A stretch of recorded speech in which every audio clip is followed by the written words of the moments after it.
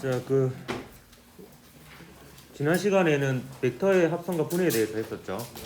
예, 이번 시간에 그게 바로 이용이 될 것 같은데, 오늘은 이제 두 번째 주제가 되겠네요. 평형과 안정성에 대해서 이번 시간 다음 시간 해서 2시간 동안 바로 보도록 하겠습니다. 학습 목표는 무게 중심에 대한 물체의 평형 조건을 계산하여 간단한 구조물의 안정성을 설명할 수 있다 로 되어 있고요. 교과서 16쪽에서 19쪽에 해당하는 내용이 되겠습니다. 물리학2는 교과서 순서를 그대로 지키고 교과서 내용을 많이 참고를 합니다. 그래서 교과서는 같이 보면 괜찮을 것 같습니다. 우선 물체의 평형 조건을 알기 위해서 힘의 평형은 여러분이 배운 셈이니까 무슨 소리고? 이상한 소리 들린 것 같은데. 이제 뭐 한청이 들리나? 나만 들었나? 약간 희한한 웃음이 들렸던 것 같은데. 예, 뭐 얘기하더라. 힘의 평형. 힘의 평형은 물리학원에서 배운 내용이고요. 그게 이제 평형 조건 중에 하나고요. 나머지 하나는 또 회전 운동과 관련된 것이 있습니다. 그래서 그걸 이해하기 위해서는 이제 돌림힘을 알아야 되는데요. 이 돌림힘은 영어로 토크라고도 합니다. 그래서 원래 예전에는 토크라는 말만 썼는데 요즘은 한글화 시키면서 돌림이라는 표현을 좀 더 많이 쓰고 있는 것 같고요. 돌림힘은 회전 운동 상태 변화의 원인이라고 볼 수 있겠습니다. 요거는 이제 힘하고 약간 제가 라임을 맞춘 거예요. 힘은 속도 변화의 원인이거든요. 반면에 돌림힘은 회전 속도 변화의 원인이다. 이렇게 보면 되겠습니다. 회전에 대해서는 일단 우리가 물리학원에서 안 했잖아요. 근데 이제 물리학 2에서는 회전과 관련된 얘기가 등장을 합니다. 그럼 예를 들어서 이 돌림힘에 대해서 정의를 내리고 어떤 특징이 있는지 한번 살펴보도록 하겠습니다. 요거를 지렛대라고 봐도 되겠고요. 여기 받침대가 있고 여기를 회전 중심으로 해서 회전하는, 아니면 이제 여닫이 문 있죠. 여닫이 문을 위에서 바라본 모습이라고 보면 되겠습니다. 요게 이제 회전축이 될 거예요. 회전축이. 그럼 얘를 이제 문이라고 상상을 해봅시다. 문을 위에서 바라본 모습입니다. 문 끝을 이 방향으로 크기 F의 힘으로 잡아당긴다고 생각을 해봅시다. 그럼 회전을 하겠죠. 어느 방향으로 회전할 것 같아요? 밑으로니까 시계 반시계. 시계 방향으로 회전할 것 같죠? 방금 여러분이 돌림힘의 방향을 구한 겁니다. 돌림힘의 방향은 그렇게 구하면 됩니다. 그냥 그 힘만 작용했을 때 얘가 어디로 회전할 것이냐 상상해보면 상상 안 되는 경우가 없어요. 상상이 다 되거든요. 그래서 얘는 얘에 의한 돌림힘은 방향이 일단 시계 방향입니다. 그럼 크기는 어떻게 해야 되느냐? 크기는 제가 적어놓고 설명을 할게요. 일단 돌림힘의 크기는 토크의 앞자를 따서 t를, 이걸 필기체라고 해야 되나? 이게 t거든요, t. 근데 이렇게 보통 표기를 하고요. 심심할 때 이렇게 연습하면 되겠습니다. 잘 쓸 일은 없습니다, 근데. 이거 그냥 뒤에 것만 알면 돼요. 이거는 r 곱하기 f 수직인데요. 각각이 무엇인지는 일단 적어놓고 나서 설명을 하도록 하겠습니다. 일단 r은 팔의 길이라고 하는데요. 혹은 회전팔의 길이 이렇게 얘기하기도 하고요. 책에서는 회전팔의 길이 이렇게 표현을 한 것 같아요. 줄여서 그냥 팔의 길이 이렇게 하기도 하는데, 이것은 회전 중심에서 힘의 작용점까지의 거리라고 보면 되겠습니다. 회전 중심에서 힘의 작용점까지. 그럼 이 경우는 어떻게 되느냐? 이 경우는 여기가 회전 중심이거든요. 그리고 여기에 힘이 작용하죠. 그렇기 때문에 이게 팔의 길이가 됩니다. 보통 화살표로 표현하기도 하는데 회전 중심에서 힘이 작용하는 향하는 방향으로. 근데 여러분 이걸 벡터로 어떻게 할 건 아니기 때문에 그냥 요게 팔의 길이다 이 정도 기억하면 되겠습니다. 요게. 지금 R이죠, 그냥 R로 표시해놨죠. 그 다음에 F 수직은 뭐냐면 요 힘을 분해를 할 겁니다. 분해를 할 건데 어떻게 분해할 거냐면 요 팔의 길이 있죠. 요 팔의 길이하고 나란한 방향하고 그다음 팔의 길이의 수직인 방향. 여기 분해할 때는 요 화살표의 꼬랑지를 그 요 뭐 좌표축의 원점에 두면 되거든요. 그 다음에 얘를 막대기라고 생각하고 빛을 비춰라 그랬죠. 그래서 축하고 나란한 방향으로 이렇게 빛을 비추면 각각의 축에 이제 그림자가 생길 거 아니에요. 그 그림자가 그 축 방향으로 분해한 성분이 된다고 했었습니다. 기억이 납니까? 예, 지난 시간이 너무 오래돼서 기억이 잘 안 나죠. 이렇게 해서 그림자를 만들어낼 수 있습니다. 그럼 이 중에서 얘는 R하고 나란한 방향 성분이라고 해서 이렇게 표기를 할 거고요. 그다음 얘는 R하고 수직인 방향 성분이죠. 그래서 수직하다는 의미에서 이렇게 표현을 한번 해보겠습니다. 그러면 지난 시간에도 했지만 요 까만색 벡터가 작용하지 않고 요 빨간색 벡터 두 개가 작용한다라고 봐도 됩니다. 분해를 한 거니까. 어차피 이거 두 개 합치면은 검은색이 되니까. 그럼 여기서 잘 보세요. 만약에 얘만 작용한다고 칩시다. 그 문을 이제 요 방향으로 잡아당기는 거죠. 그럼 문이 회전을 해요, 안 해요? 안 하죠. 그래서 얘는 돌림힘하고 관계가 없습니다. 관계가 없고 오로지 요 힘만이 이 문을 회전시키는데 기여를 합니다. 따라서 돌림힘을 계산할 때는 요것과 요거를 곱해야 돼요. 그래서 요 F 수직은 그런 의미가 되겠습니다. 그리고 R이 크면 클수록 돌림힘이 커요. 똑같은 힘으로 밀어도 이쪽에 밀면 안 열릴 때가 있죠. 문을 돌리려면 어느 정도 마찰을 이겨내고 어느 정도 이상의 돌림힘이 필요하거든요. 근데 이쪽으로 밀면 안 밀렸는데 똑같은 힘으로 이쪽으로 밀면 열리는 경우가 있죠. 그래서 요게 팔의 길이가 길수록 돌림힘이 큽니다. 그래서 돌림힘을 크기를 결정하는 요소는 팔의 길이와 그 다음에 그 팔의 수직인 방향의 힘의 성분이 되겠습니다. 자, 그럼 이 경우에 F 수직을 구체적으로 한번 구해 보도록 할게요. 보면 요 길이를 구하면 되는데요. 이제 요 팔의 길이하고 요 F하고의 그 각도를 세타라고 두면요.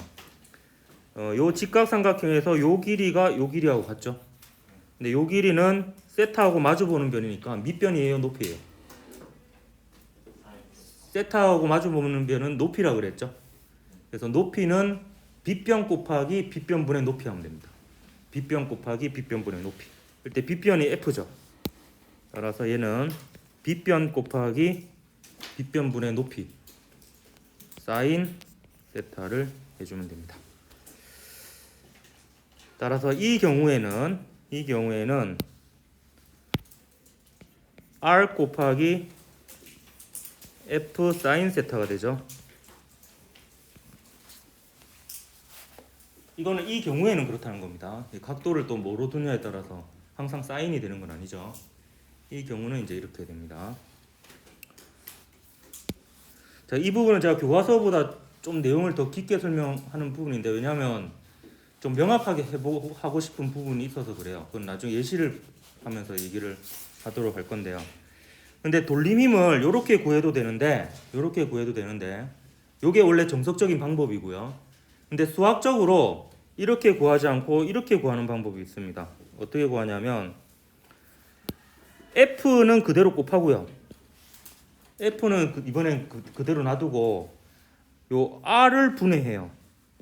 R을 F하고 나란한 방향 성분하고 F하고 수직인 방향 성분을 분해해서 R의 수직 성분을 F의 수직인 성분을 곱해도 결과는 똑같이 나옵니다.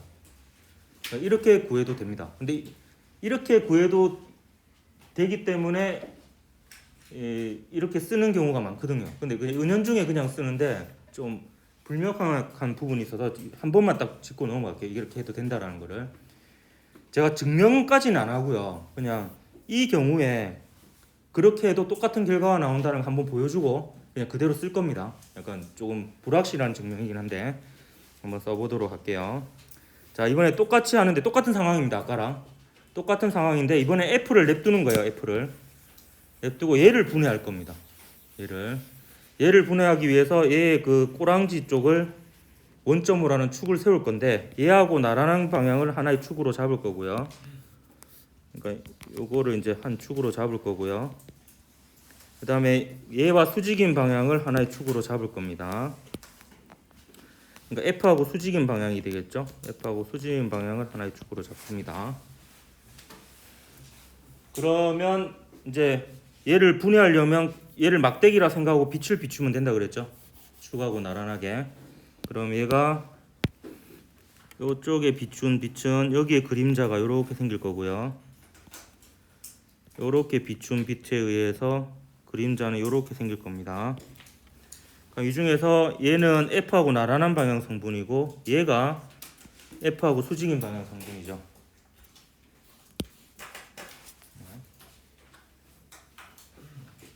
얘는 얘랑 나란하죠. 나란하고 얘가 얘랑 수직입니다. 그래서 얘를 곱해주면 똑같은 결과가 나와요. 한번 해보면은 얘가 아까 그 세타였죠. 세타였고 요게 점이라고 치면은 점하고 세타 합쳐서 90도죠. 따라서 그럴 필요가 없었네. 그냥 얘랑 막곡지각이죠. 막곡지각이니까 세타 이렇게 되면 요 직각삼각형에서 요 길이는 세타하고 마주보는 변이니까 높이입니다. 그래서 높이는 빗변 곱하기 빗변분의 높이. 빗변 r 곱하기 빗변분의 높이. 그래서 r 사인 세타가 됩니다.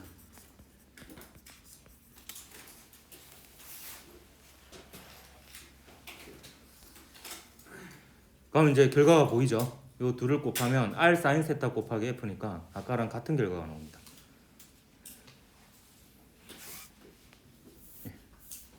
볼게요. 그래서 이렇게 하면은 r 사인 세타 곱하기 f니까 요 두 개의 결과가 같죠? 그래서 r을 냅두고 f를 분해해서 수직 방향을 곱하나 f를 냅두고 r을 분해해서 수직 방향 성분을 곱하나 같은 결과가 나옵니다. 그래서 요거를 이제 앞으로 이렇게 해도 된다라는 걸 받아들이고 그냥 쓰도록 할 겁니다. 계속해서.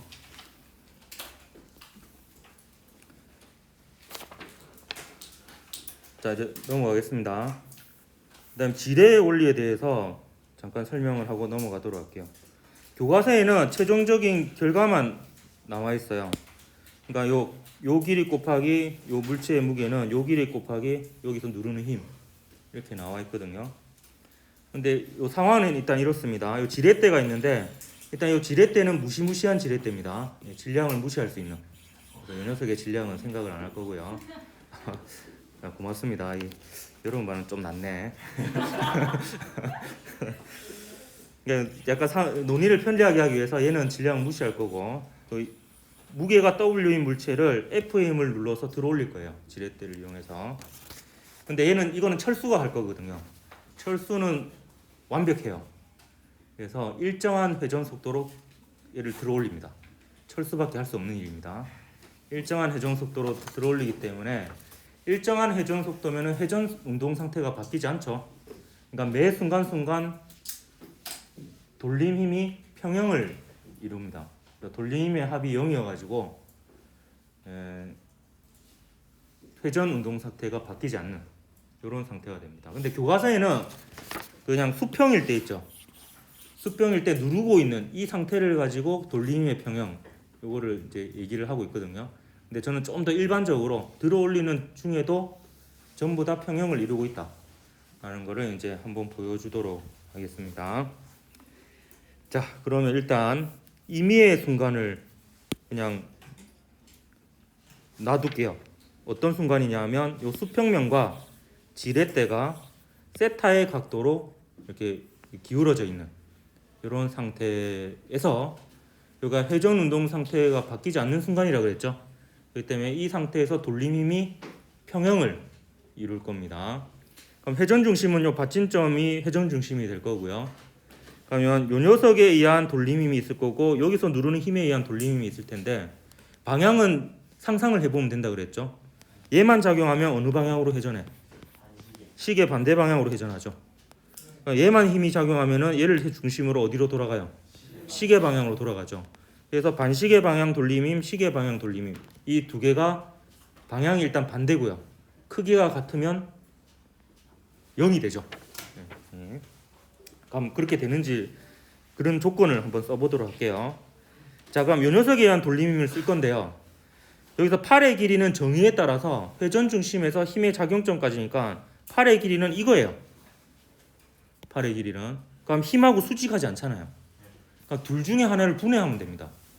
근데 원칙적으로는 힘을 분해하는 게 맞지만 그림에서 보면은 힘을 분해하는 것보다는 얘를 분해하는 게 더 편리하거든요.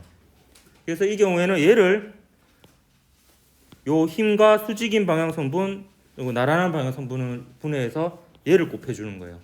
마찬가지 이유로 여기에 작용하는 힘에 의한 돌림힘을 계산할 때도 팔의 길이가 회전 중심에서 작용점까지 요거거든요. 그럼 힘하고 수직하지 않죠. 그럼 이 경우에는 얘를 분해하든 하는데 요 그림에서는 얘를 분해하는 게 좀 더 보기 편하니까 얘를 분해해 가지고 힘과 수직인 방향, 나란한 방향에서 수직인 방향 성분을 곱해 줄 겁니다. 그래서 첫 번째 단계가 제가 이렇게 적어 놓은 거예요. 팔의 길이 중에서 수직인 방향 성분 곱하기 물체의 무게, 그리고 팔의 길이에서 수직인 방향 성분 곱하기 일단 누르는 힘, 이렇게 한 겁니다. 근데 각각 이거를 구해 보면요. 자, 요 길이는 요 직각삼각형에서 밑변이죠. 세타하고 90도 사이니까. 그럼 밑변의 길이는 빗변 곱하기 빗변분의 밑변. 빗변 곱하기 빗변분의 밑변 하면 되니까 빗변의 길이에다가 코사인 세타를 하면 됩니다. 따라서 요 A 수직은 빗변 곱하기 코사인 세타 이렇게 되는 거고요. 그 다음에 똑같은 요 논리로 요 직각삼각형에서 요 길이는 세타하고 90도 사이니까 밑변이죠. 밑변이니까 밑변은 빗변 곱하기 빗변분의 밑변. 빗변 곱하기 빗변분의 밑변 하면 되니까 여기서는 B 코사인 세타가 됩니다. 코사인 세타가 빗변분의 밑변이죠. B가 지금 빗변인 거고. 따라서 요 식에 그대로 집어넣었어요. 그래서 얘 대신에 얘 대신에 얘 집어넣으니까 결과적으로 어떤 각도든지 간에 이 식이 이 조건이 성립을 하면 코사인 세타는 날아가고요. 결과적으로 요게 이제 지렛대에 올리죠. 요 식이 나옵니다. AW는 B에. 그래서 W 무게가 W인 물체를 F의 힘으로 들어올릴 수 있는데 보통 그 물체하고 회전 중심 사이의 거리보다 사람이 힘이 작용하는 곳과 회전 중심 사이의 거리가 더 길죠. 그래서 F가 그러니까 얘가 길어서요. 이렇게 표현할게요. B가 커서 F는 작아집니다. 그러니까 그 W보다는 더 작은 힘으로 들어올릴 수 있는 거죠. 물체의 무게보다는 더 작은 힘으로 들어올릴 수 있습니다. 그럼 이 부분이 결국에 힘의 이득을 얻었다 이렇게 볼 수 있죠. 힘의 이득을 얻게 됩니다.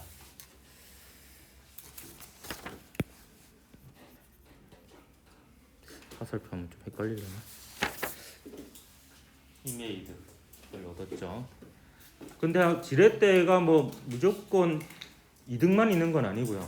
에너지적으로 보면 똑같은 일을 한 겁니다. 그게 무슨 말이냐면 자, 요 식에서 A하고 B 대신에 제가 다른 문자로 바꿀 텐데요. 어떻게 해서 바꾸냐면 자, 요 직각삼각형하고 요 직각삼각형이 닮음이죠. 각도 세 개가 같잖아요. 세타 90도, 또 나머지 이게 같으니까 닮음입니다. 따라서 A 대 B는 이게 빗변의 B죠. A 대 B는 높이의 B, H 대 S가 됩니다. H는 그 무게 W 물체가 올라간 높이고, 요 S는 사람이 누른 높이죠. S. 그래서 A 대 B는 H 대 S이기 때문에 A 대신에 H, A 대신에 H, B 대신에 S를 집어넣어도 비례하니까 성립합니다. 그렇게 해서 여기에 H를 집어넣고 여기에 S를 집어넣고 정리하면 W 곱하기 H는 F 곱하기 S가 돼요. 근데 보니까 힘하고 거리의 곱이죠. 그러니까 무게 W인 물체를 W만큼 힘을 줘서 H만큼 들어 올리나, 아니면 무게 W인 물체를 지렛대를 이용해서 F의 크기의 힘으로 눌러서 S만큼 움직여가지고 들어 올리나, 일은 똑같아요. 그냥 들어 올리나 지렛대를 이용하나 한 일은 똑같다라는 겁니다. 대신에 H만큼 들어 올리기 위해서 S만큼 움직여야 돼요. 그러니까 더 길게 움직여야 돼요. 20cm 들어 올리려면 1m를 내려야 되는 뭐 그런 셈이 되는 거죠. 그래서 힘은 작게 들지만 그 힘이 작용하는 거리가 길어지기 때문에 결국에 에너지적으로는 이득을 본 게 없다. 이렇게 볼 수 있습니다. 그래서 일의 이득은 없다. 이런 내용이죠. 근데 뭐 결과만 이것만 기억을 해도 크게 문제는 없습니다. 자, 교과서 17쪽에 있는 내용 한번 조금 살펴보도록 할게요.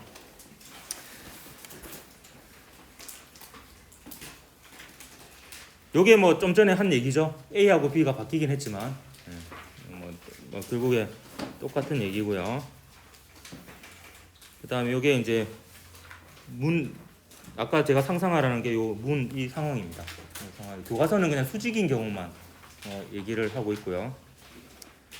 그래서 문을 돌리려면 이제 최대한 바깥쪽에서 돌려야지 팔의 길이가 길어져서 더 큰 돌림힘을 얻어낼 수 있습니다. 그래서 쉽게 돌릴 수 있고, 그래서 문이 요 최대한 바깥쪽에 이렇게 위치하고 있는 거고요. 그다음에 자전거 기어 같은 경우에 여기 페달을 밟는 부분이 이 부분이잖아요. 페달을 밟는 부분과 회전 중심 사이의 거리는 안 바뀝니다. 그럼 내가 페달을 최대한 밟을 수 있는 힘의 크기가 있을 거 아니에요.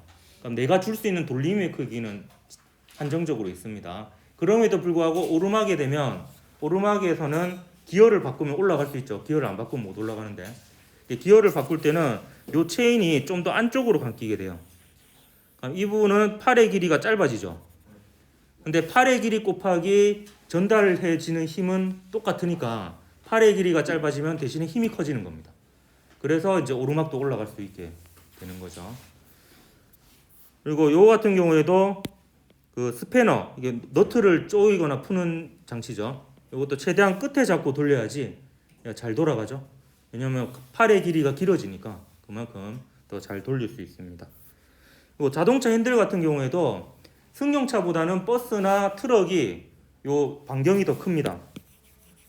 왜 반경이 더 크냐면 돌림힘이 더 커지기 때문이죠. 왜냐하면 트럭이나 버스가 더 바퀴 돌리기 어려울 거 아니야. 그래서 이제 그 핸들의 크기가 더 큽니다. 여러분이 가끔씩 잼 들어있는 통이나 이런 거 잘 안 열릴 때 있잖아요. 잘 안 열릴 때 수건을 감싸서 막 돌리죠. 그것도 안 미끌리려고 그런 것도 있지만 그럼 더 두꺼워지죠. 그럼 팔의 길이가 길어집니다. 그래서 똑같은 힘을 주더라도 돌림이 더 커지는 효과가 있습니다. 그런 게 이제 내용들이 되겠습니다. 자, 그 다음에 요거는 그렇게 얼마 안 걸릴 텐데요. 물체의 안정적 평형에 대해서 좀 얘기를 할 텐데, 일단 그걸 얘기에 앞서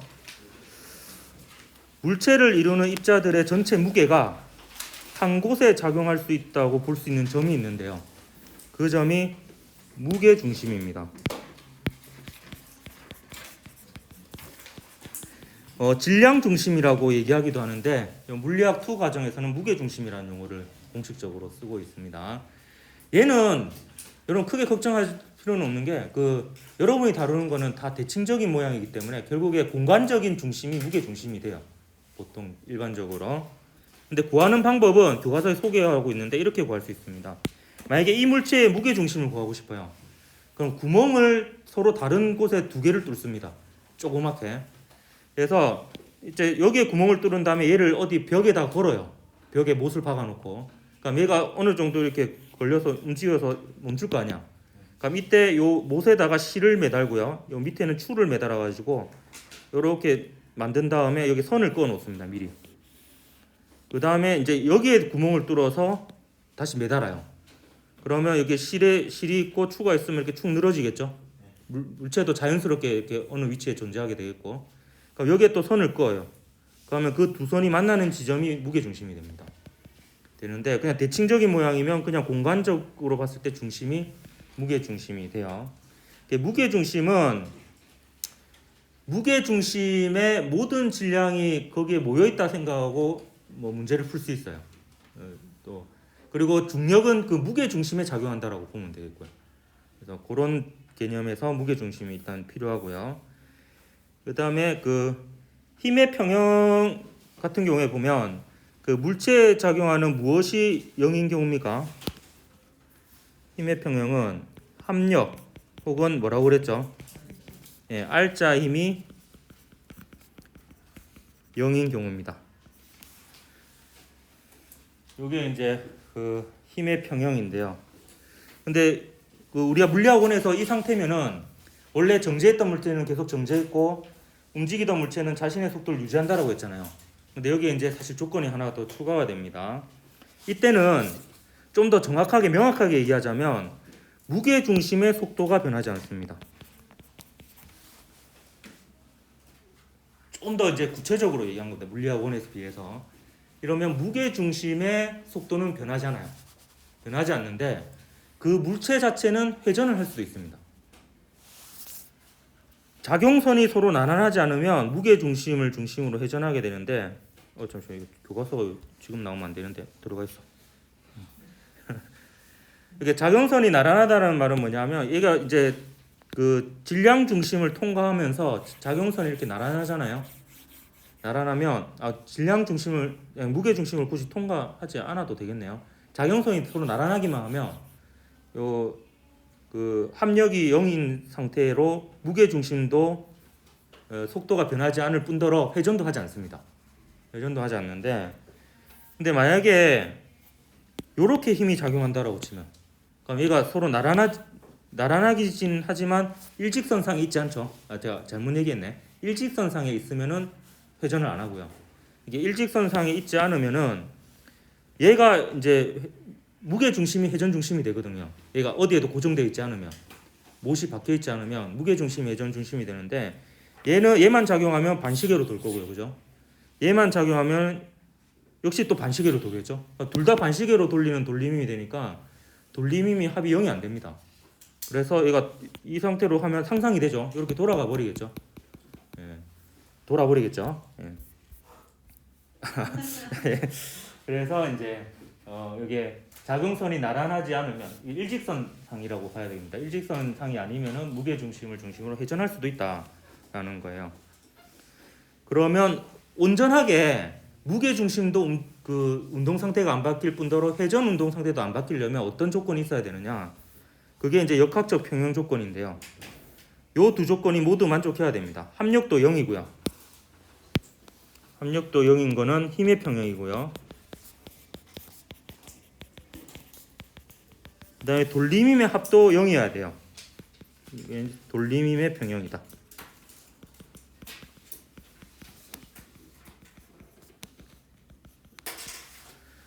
합력도 0이고 돌림힘의 평형도 0이어야 됩니다. 철수이면 안 되고 알았다 미안하다. 합력도 0이고 돌림힘의 합도 0이어야 됩니다. 0이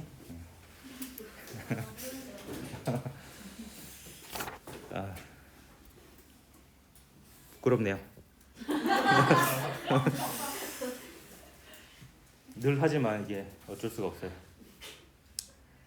그러면 물체의 운동 상태가 변하지 않습니다. 이때 운동 상태는 물리학원에서의 운동 상태보다 업그레이드된 버전이라고 보면 되겠습니다.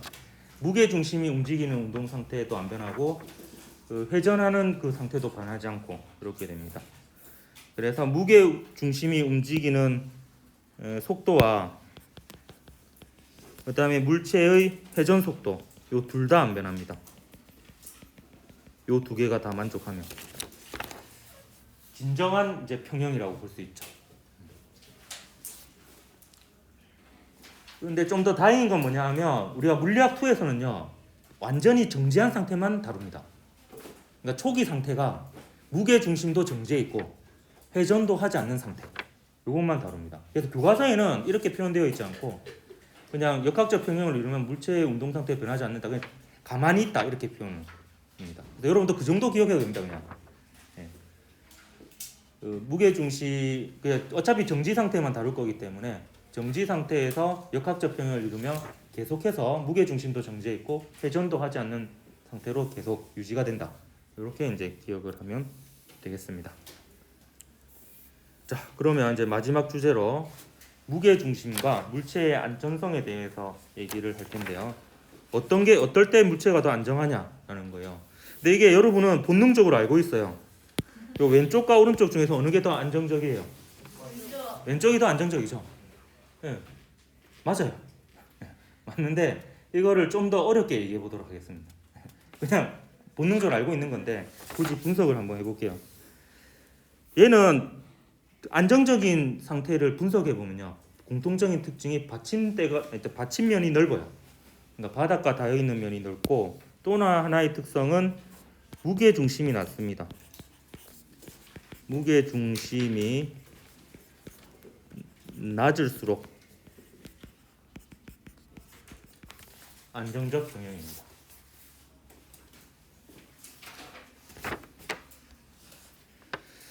받침면이 넓고 무게 중심이 낮을수록 복원력이 작용하는 범위가 넓어집니다.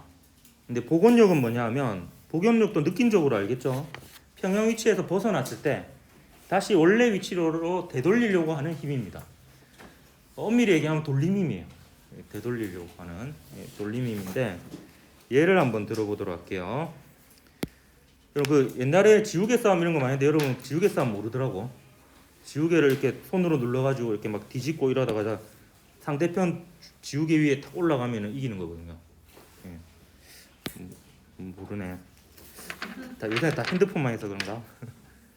저도 스마트폰 게임이 좀 재밌는 것 같아요. 시간 잘 가지. 자, 얘를 이렇게 좀 이렇게 기울였다고 합시다. 그럼 얘를 중심으로 이제 회전한 상태가 되는데요. 이 상태에서 가만히 놔뒀다고 또 칩시다. 가만히 놔두면 이제 여기에 작용하는 얘가 질량이 있으니까 중력이 있겠죠. 그리고 얘를 떠받치는 힘도 있겠지만 어차피 여기를 중심으로 회전할 거기 때문에 그 힘은 뭐 생각을 안 할 거예요. 그럼 이 중력만 작용한다고 생각해 보십시오. 여기가 회전 중심이고 얘가 어느 방향으로 회전할 것 같아요? 왼쪽 시계 반대 방향으로 회전을 하겠죠. 예, 회전 항상 시계 방향, 시계 반대 방향으로 표현하면 됩니다. 그럼 다시 원래 상태로 돌아가겠죠. 이때 요 녀석을 복원력이라고 보면 됩니다. 원래 위치로 되돌리려고 하는. 그래서 이 경우는 중력이 복원력이 되는데, 근데 어느 정도 각도까지 복원이 되느냐? 딱 무게 중심이 요 회전 중심하고 수직으로 같은 위치에 있는 요 위치까지는 되돌아갈 수 있습니다. 근데 요걸 넘어가면은 되돌아갈 수 없죠. 그래서 얘는 셋다운까지는 괜찮아요. 이게 기울어져도. 셋다운까지는 기울어져도 중력이 복원력으로 작용해서 원래 위치로 돌아갑니다. 반면에 똑같은 물체인데 이렇게 세워놓은 경우 봅시다. 이렇게 세워놓은 경우도 한 요 정도 기울이는 거 괜찮죠? 요 정도 기울어져도 요 힘이 작용한다고, 여기 요 힘만 작용한다고 생각해 보면 여기를 중심으로 어느 방향으로 회전하겠노? 시계 방향으로 회전하겠죠. 그래서 다시 원래 상태로 되돌아갑니다. 그러니까 원래 상태로 되돌아갈 수 있는 범위가 세타2까지예요. 여기가 항상 경계가 되죠. 절묘하게 이렇게 놔두면은 이렇게 균형을 세워서 이렇게 딱 씁니다. 근데 이게 쉽지 않죠. 조금만 틀어져도 다른 방향으로 넘어가거든요. 그래서 얘는 세타2까지는 괜찮아요. 복원력이 작용해서 되돌아갑니다. 그러면 복원력이 작용하는 범위가 왼쪽이 더 넓죠. 그러니까 이제 얘가 다시 원래 위치로 돌아갈 가능성이 더 높고요. 더 안정적이다. 이렇게 볼 수가 있습니다. 근데 얘랑 비교해 보면 받침면이 얘가 더 넓죠. 예. 그리고 무게 중심의 높이가 얘가 더 낮아요. 얘는 더 높고. 그래서 받침면이 넓고 무게 중심이 낮을수록 이게 복원력이 작용하는 범위가 넓어져서 더 안정적이다. 이렇게 볼 수 있습니다. 이걸 극단적으로 만든 게 오뚜기입니다. 오뚜기. 가뚜기죠.